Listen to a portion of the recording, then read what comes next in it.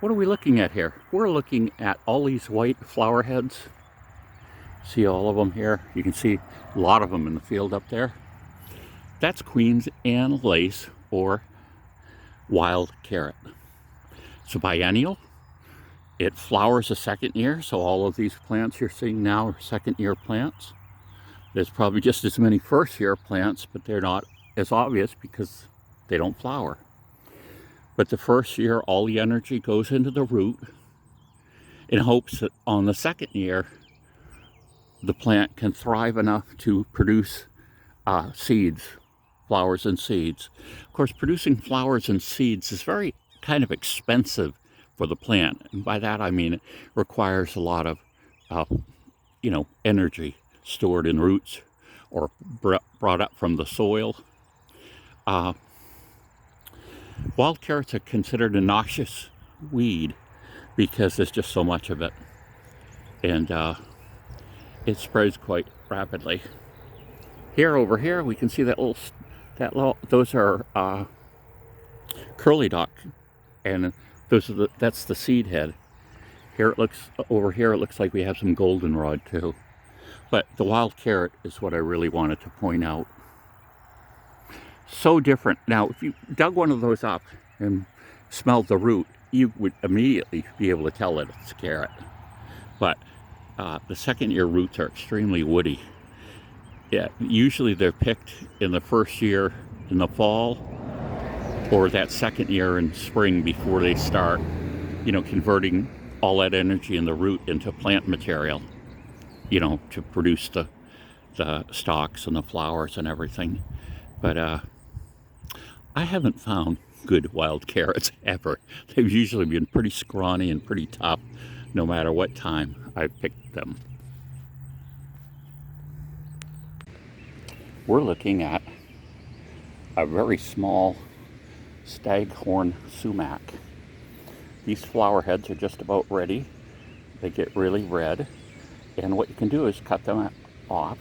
So you get 3 of them, put them in 2 liters of water, let them set a while, cold water, and then you have a nice, refreshing but extremely tart drink. They suggest that you wait 3 days after the last rainstorm because some of the substance these flowers produce will be washed off, and give it at least 3 days to reaccumulate.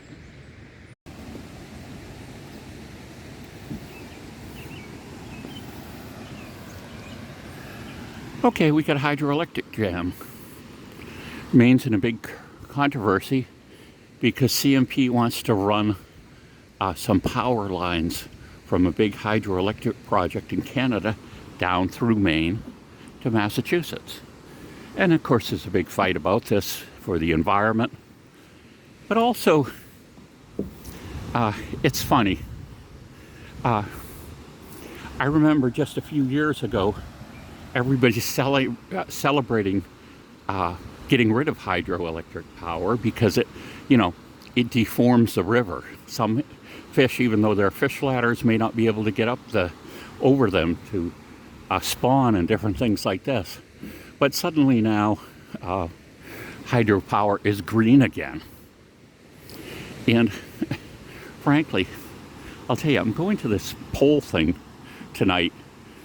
Not opinion poll type thing, and it's about this corridor, and honestly I don't know which way to vote on it. It's like CMP has been incredibly confused about their billing system.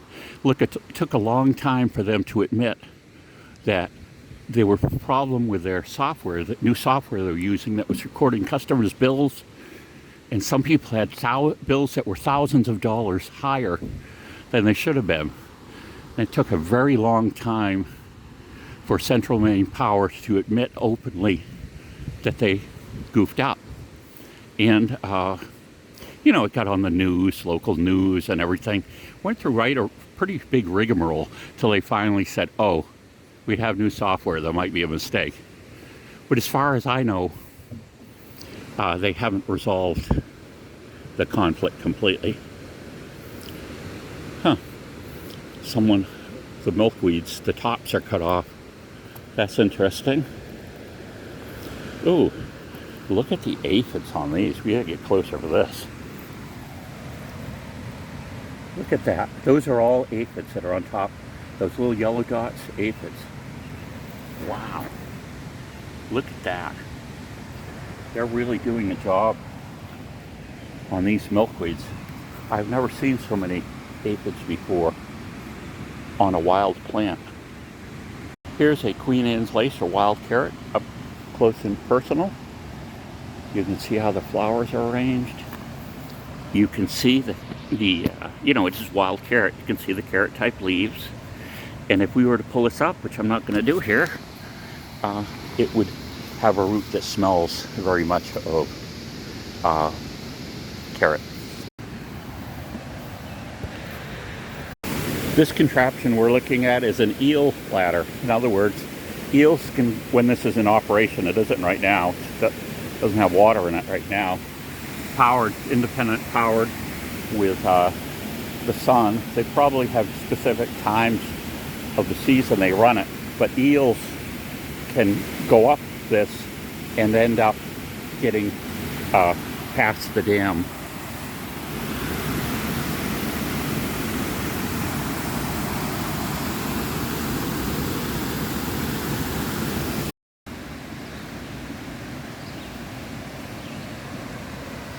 We have a sign here. If they decide to, let water out of the dam, there'll be 3 loud blasts, and you need to get out of here as quickly as you can. I've never heard of that going off. I'm sure they do it, but I've never been here when it's done. Probably doesn't happen very often, just maybe for maintenance and things. Well, we're finding some miscellaneous mushrooms along here. Nothing outstanding yet, but we'll keep looking.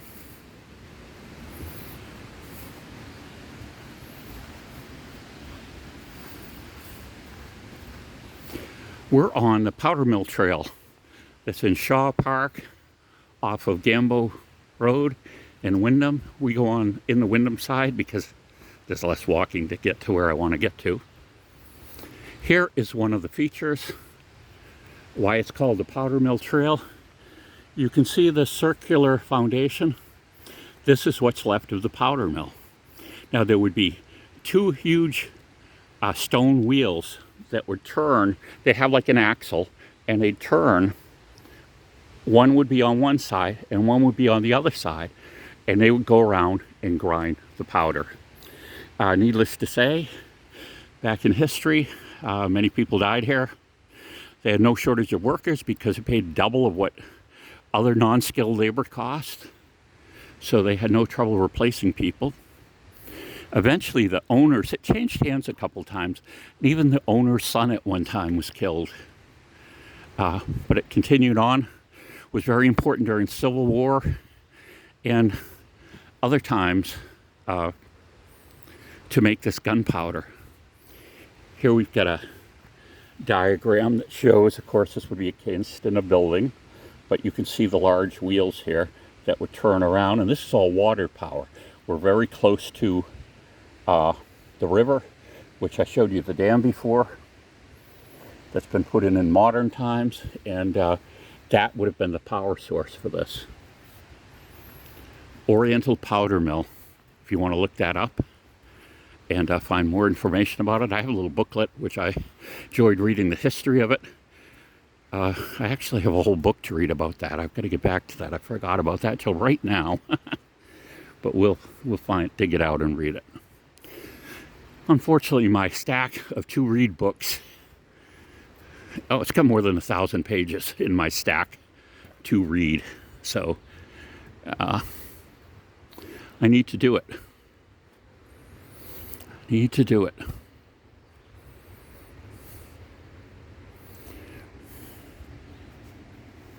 I'm just going to point out the stump down here. There was a huge amount of chicken of the woods for a couple of years on this. Personally, I found the chicken in the woods I find is on, it's on stumps that are fairly well decayed. And of course, the mushroom breaks down the stump more. But what I've noticed is a pattern of, it seems like the mushrooms grow there, then insects come in, boring like ants and things, and then what happens? We have a lot of turkeys. We've had a turkey reintroduction effort that's gone on, so we have a lot of turkeys. And what you can tell is some of these stumps will just be picked to death as those turkeys are going after the ants and everything. And so there's nothing left for the mushroom to grow on. Now, it looks like there's a couple mushrooms on it, but these are not chicken of the woods. These are more garden variety mushrooms. But I'll include a picture of what it looked like. But one of the flushes on this was so big that I came up here with a friend, and we basically both of us got all the chicken of the woods mushroom we could possibly use. It was funny. You don't want to overindulge in mushrooms, especially if you haven't tried them before. But I had so much of it, I was eating it every way I could think of. I was putting it in omelets, putting it in this, putting it in that, cooking it up. And after about a week, I started itching intensely. And what I've done is just overdo it. And now if I eat chicken of the woods like a meal with it in it, it doesn't bother me at all. But definitely eating a lot of it in a week was not a good idea for my system. So this powder mill trail is a really good location. Oh, see, a lot of people kick the mushrooms, which is too bad. They think they're doing something good by preventing someone from getting a poisonous mushroom on them. But I've never heard, oh, here's some more little mushrooms. I've seen these already other places. There they are. There's no mushroom that you can't touch, unless somehow someone would have to be violently allergic. There's a single mushroom there. Violently allergic to it to actually have that sort of reaction. Actually, you can take a small bit of any mushroom, even the most poisonous ones, and take a size, oh, there's a mushroom down there. Take a size of a pencil eraser, put it in your mouth, taste it, and spit it out. And how that tastes can be an important thing in the identification of that mushroom. Some mushrooms are extremely bitter. Some are extremely hot, as far as a taste, like hot pepper. And there's even one mushroom that was used at one time, and you don't want to do this because it can do more harm than good, but at one time it was given to people to induce them to throw up. So, that taste would get in your body, and your body would just vomit it right up, but not a good idea. Don't do it. So I'm seeing quite a few little, mushrooms on the side here. One year, this place was so loaded with mushrooms, it just reeked of it. As soon as you got on the trail, all you could smell, were mushrooms. There were just so many of them. Now we get like 100% humidity today. And one of the problems is with, generally you want a good soaking, which we've got several of them now, finally. You want the mushrooms to come up, but you don't want blistering more heat and humidity, because what will actually happen is the mushrooms will start to mold. In other words, that's created an environment for the mold, and you'll actually find all of the mushrooms you find are covered in mold. Now we're coming up to a tree a large hemlock stump. I'm going to include some photos of this from previous years. For some reason, this log will bear, this stump will bear prolifically on certain years. You can see the old mushrooms, they've died, but these are called Hemlock Varnish, and they're very striking as far as the coloration of them, I think. So we'll include some photos of that for you to look at. It's funny, people try to pass this Gandamera species off as the reishi, which it isn't. Because, of course, the reishi is the one that has all the legends attached to it of being the mushroom of immortality and all these different things. So the Hemlock Varnish, Gandamera tusage, can be quite common.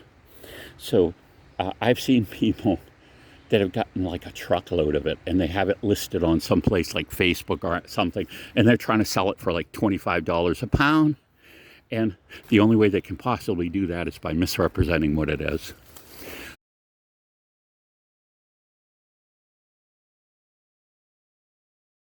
There are some, minor medicinal uses mentioned for Hemlock Varnish, but they just do not have the ones of reishi.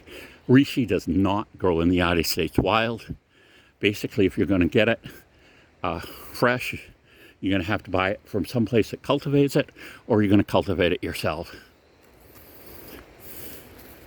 Oh, here's a little stick covered with a bunch of mushrooms.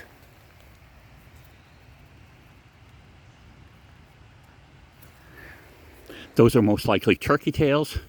Turkey tails are being studied in an FDA-approved study on how they can aid in cancer treatments. So they've got a double-blind study, which is the only kind of study FDA will approve. So some people are getting chemotherapy and turkey tails, and the other group is getting just the chemotherapy. So it'll be interesting to see what comes out of that.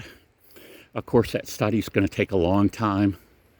You figure really, a lot of times with cancer, you have to wait 5 years. But maybe they can come to say someone's clear of the cancer, but maybe they'll come to some conclusions as far as a therapeutic effect, whether it helped, mitigate some of the symptoms. Oh, here we go, danger in the powder mill. Here we go right here. Here's a list of all the people that died from 1824, and the last one was in 1904. Oh, here there was a plaque at one time. I haven't seen this plaque. I don't know if it's still up, but 45 people that lost their lives, and that was 1901. So we had one more person later lose their life.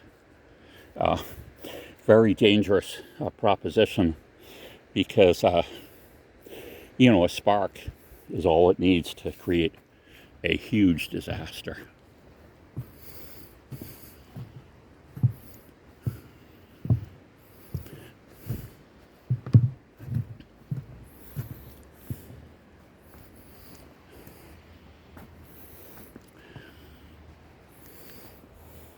You can see here we've got some mushrooms coming up, these little orange gilled mushrooms, and you can see further down there's a bunch of them too. So something you have to realize or understand about mushrooms is the main part of the mushroom isn't this fruiting body, the mushroom that we pick and eat. The main part of the mushroom is the mycelia that's living inside this wood. And if I was to pick every mushroom off of this, it wouldn't hurt that mycelium. The mycelium would just produce more. Or wait until next year or whatever. But there was this, I'm probably repeating myself if you watch many of my videos, but there was a study in Sweden where they cornered off an area, restricted it from access, and they picked every mushroom and cataloged it for 25 years. And what they found after 25 years was there was no less mushrooms than when they started, and the diversity and type of mushrooms had not changed as well. So that just goes for it.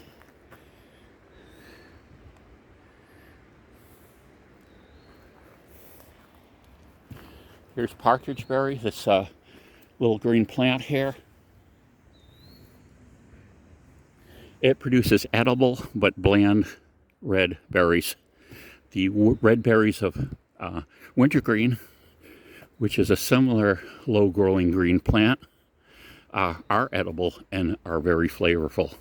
You know, that's what they originally flavored Wintergreen candy with.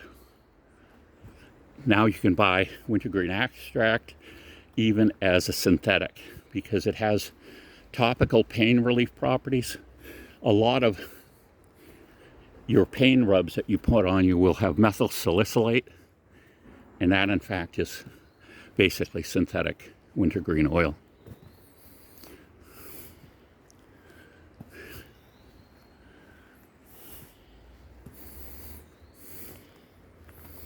Now, I was smart today. I put my TENS unit on before I even went out, turned it way up. If you're not familiar with TENS units, you can look it up on one of my other videos. There's another little mushroom down there, a couple. Sends electrical current through my back, signals through my back, and they're not quite sure how they work, but basically they can stop pain dramatically sometimes.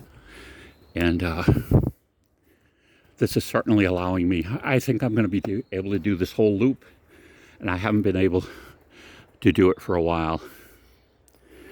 Oh, they had a corn and graining mill and a glazing mill. Oh, this is something they did with the gunpowder. Okay. Continue on.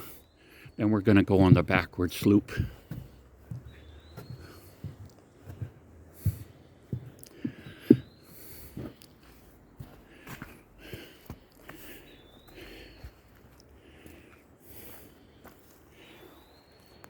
You can see this red top and bright orange mushroom.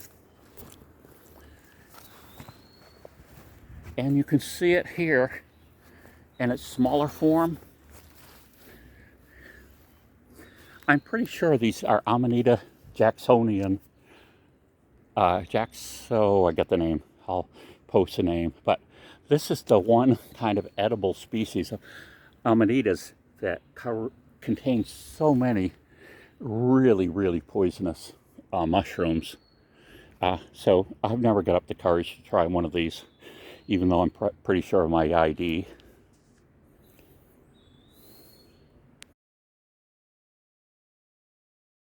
Good, I made it to the halfway point. So now I'm on my way back. You see this partridge berry is very common in wooded areas.